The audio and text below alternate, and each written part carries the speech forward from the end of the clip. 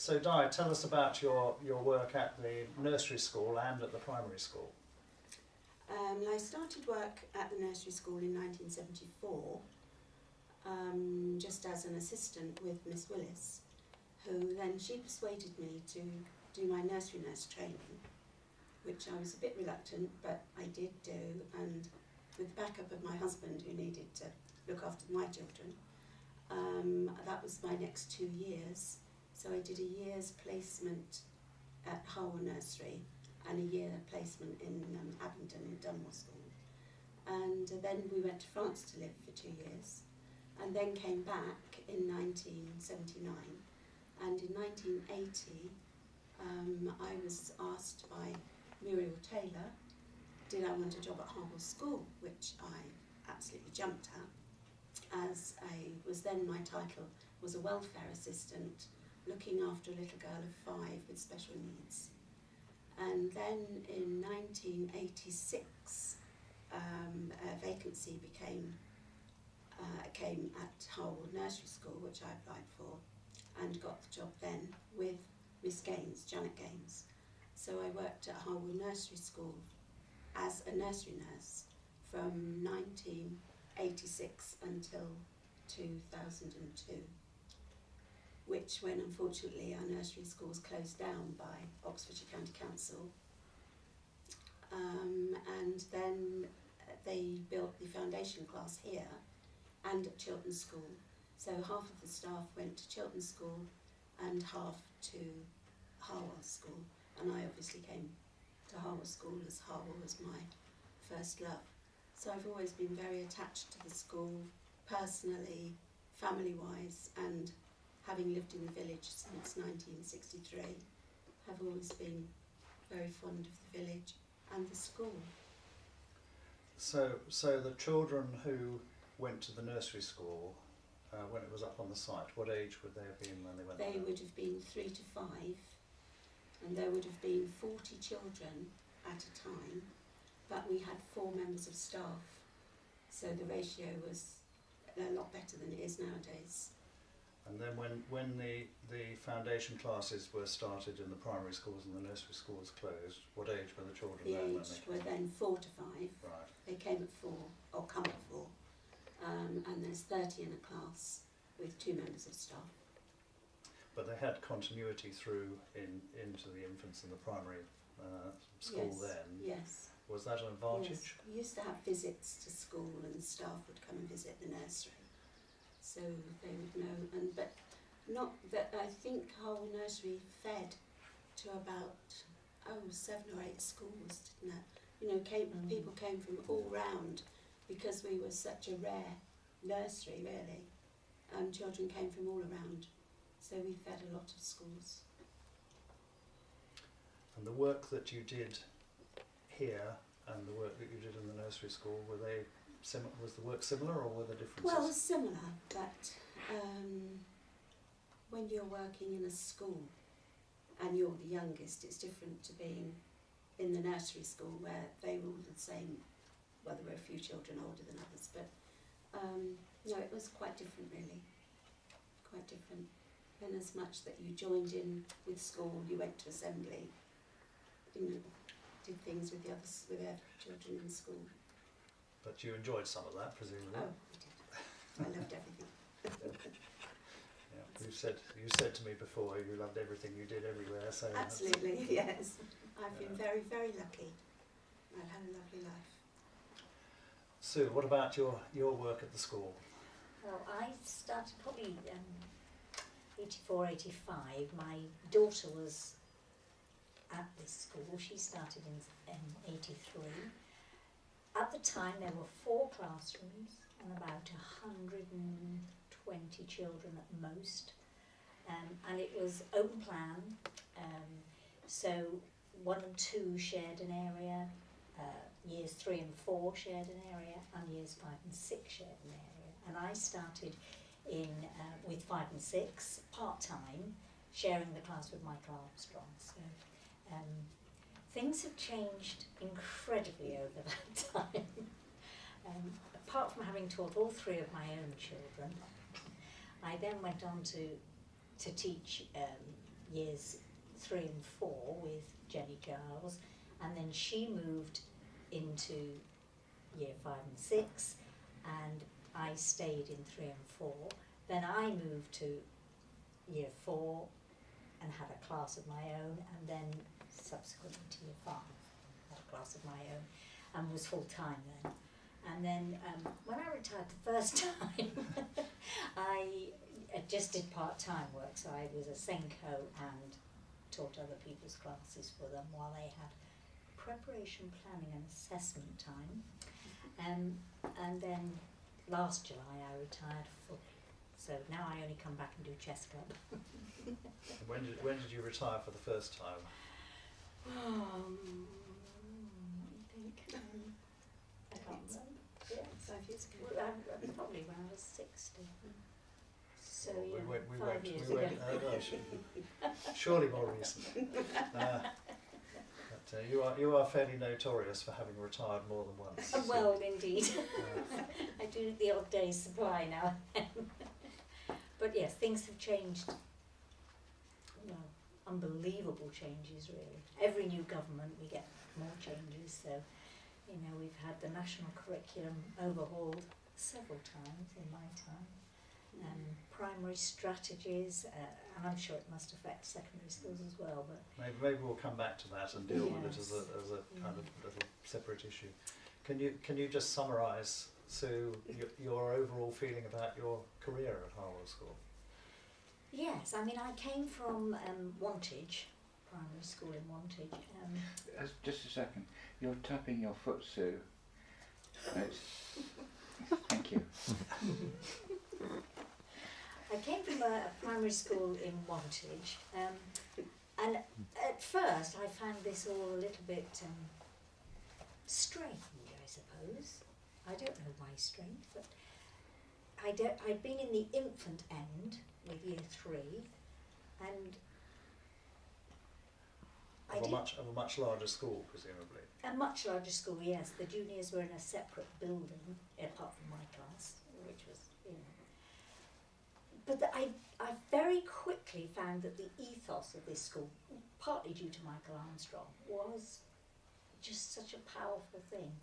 For him, every child was important. And the staff then worked in the same way, where children were valued for what they could do, no matter how small that might have been. So I did find it gets under your skin, Harwell Primary School. And I think that ethos has been carried on. You know, it's still the children who are the most important. And government initiatives can come and go, but you know, we value our children at this school. So you've enjoyed your time here. Yeah, I know it. I know it. I mean, that's why they had to keep trying to make me leave. Jane, let's have a little summary of your career, can we? Okay, I came to the Didcot Girls' School as my second teaching post in 1973 and I stayed there until I retired in 2007. I became head of the history department in 1979 and I stayed as head of the history department, although I spent odd couples of years doing other things as well, like examination secretary, which is not a job I would recommend to anybody. And I also at one stage did historical research for people whose A-level subjects in things like English literature or sports studies began to demand a historical component. And I occasionally taught a little bit of enrichment Latin, and 2 very strange years teaching AS level critical thinking, but for most of the time I solidly taught history. And presumably you enjoyed your career as well. It was very interesting, and the thing about teaching is if you like it, there's nothing like it, because no 2 days are the same. It's very interesting on a wide range of areas, intellectual, social, pastoral. It's also very demanding, very tiring, it can be very stressful. And as Sue said, during the time of my career, there have been a lot of changes, and these have actually made the job more demanding and more stressful. And the funny thing with history is that the national curriculum in history started off with a massive controversy, which is still rumbling on. There are very divided opinions about what kind of history you should teach, and I don't mean what chronological periods, I mean the whole approach that you take to it, and that's been a main feature. But I became fiercely loyal to the Didcot Girls' School because for most of my career it did a very good job, and one of the things that made it successful was the catchment area was very big and very mixed. One year we had 42 feeder primary schools. And because we had an almost complete social mix, that's one of the reasons why the school worked. I was going to ask you what proportion of girls at Didcot Girls' School came from Harwell. Unfortunately, though I'm sure I can find out at some stage, I'm not in a position to answer that question now. And this is an interesting thing, because in a village school, you know where people come from. In a secondary school with 42 feeder primaries, unless you're the tutor and you have a lot of addresses in front of you, you don't see them necessarily as coming from a certain area. You just see them as a potential historian or nuisance or star pupil or lovely child or whatever. You don't see them in quite the same way. Yeah. So you're not really in a position to give an opinion on how children from Harwell Primary School compared with children from other primary schools in the catchment zone. No, I mean the information is out there. If you went on to the Department of Education websites, you could probably work it out. I mean, I do remember Harwell pupils because they happened to be either very good at my subject or very bad at my subject, or they played in the early music group, or they were scientists who wanted to do history with their science A-levels in order to make sure that they kept writing in a lucid and expanded way. And I won't mention any names, but some of my nicest pupils, whatever their intellectual ability, came from Harwell. Well, that's nice. This is a question for all of you. It may be out of sequence, but I'll ask it now anyway because it fits. You all lived in the village, and you all had pupils many of whom were from the village. Not all, perhaps, in every case, but many of whom were from the village. Was it difficult in any way living in the same village that your pupils came from? Not for me, definitely. No, I never found it so. No. When we first moved in, we had about 2 days of people ringing the doorbell and running away, because my reputation at DGS was of a kind of dragon. It's a reputation I carefully cultivated over many years, but we ignored it, and that stopped very rapidly. And usually we get cheerily greeted. So not a problem. Not a problem. Once a term, Yep. once a term, I still have the children from the foundation class walk to my house on a winter walk. It has to be educational, so it'll be a winter walk, a spring walk, and a summer walk. And they'll come to my garden and we'll look for different things. And then I'll sometimes see them go by with their mums and they'll point, oh, that's where Mrs. Baker is. and their mums will say how much they've enjoyed it. So it's just something a bit different. And if it's wet, we'll have snack in the garage, and that is what they really remember. Yeah. Not my beautiful garden, but snack in the garage. I think we should talk some more about primary school because it's obviously core to everything.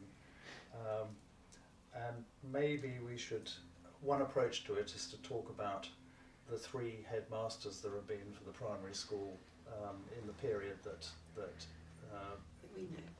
that you know, yes, from the 1970s until the present day. The first headmaster, I have some experience because my two children came here as well, Yes. so I know two of them from that point of view. There was Mr. Harwell, who was headmaster, I think, until... My children were here with him. Yes, I've got a date here actually, somewhere. You said a date yesterday. Yes, Sue. he was appointed in 72 Right. and must have left in 1977, 78, No, later than that. later than that. Later than that, because we only got here in '79. He was still the headmaster then. Barbara was involved in Okay, appointing yeah. Michael Armstrong, so Right. she was a governor. Yes, by I then, started so, here in 81 and Michael hadn't started Yeah. then. I Jenny think we was said acting I think we head. said 82 82, yesterday. yes. I think. 82, okay. Yeah. Okay, I well- never well- met Mr. Howell. You're obviously not going to use this bit. We'll No. come back. So I think it'd be a good idea to talk about the periods in which there were three different headmasters at the primary school. That might be an approach to the school. From about 1972 till about 1982, Mr. Harwell was the headmaster, and then Michael Armstrong became the headmaster in 1982 until roughly 15 years ago. 1997, 8. Yes, We need to know this, don't we? we do. Yes, we'll check this with Peter. All right, Yes. we won't word it this way. Let's start again. I don't think I wrote that down. No, I haven't got any details on it.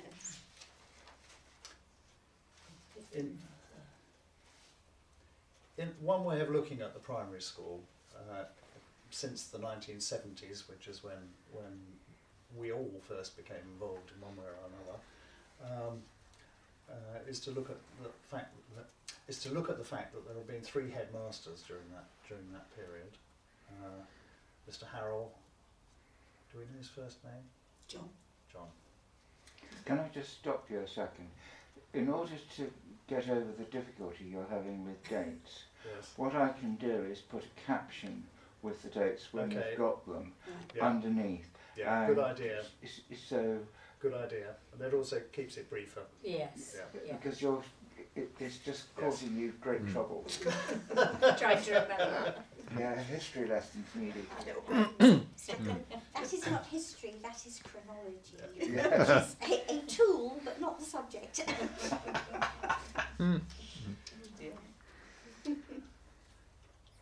Now, the period that we can talk about at a personal level is from the 1970s until the present day, 2014. And over that period, the primary school has had three headmasters, John Harrell, Michael Armstrong and Peter Cancel. So maybe we should talk through what happened in the school during the periods that all three of those we had. Sorry about this. So maybe we should talk about how the school functioned during those three different headships. Di, what's your experience? Well, I didn't have anything to do with the school personally while my children were here. I mean, I would come in and hear reading, but I wasn't part of the staff. I didn't join in as part of the staff then. There were very few classes which Sue has already said when she started. So in 72, 73, when my children started, there were, I can't remember how many classes. I think there were only about 4 or 5. Yeah, at I the think there very were only most. 4 in 1979 when Yes, uh, yes. when I So, started. yes. And no assistants for teachers. Would there have been? We In had those one days. classroom assistant Yes. for the whole school, Right. so you might have got her for an hour a week. Or, Yeah. So when you Yeah. started, Sue, there were how many classes? well, there were only 4. There was a year, class 1, class 2, and then at the junior end they were mixed ages, so that years 3 and 4 were together and 5 and 6 were together. And of course it was an open plan school at the time. Since since Peter's inception, we've now all got our own classrooms. You know, each year group has its own dedicated classroom.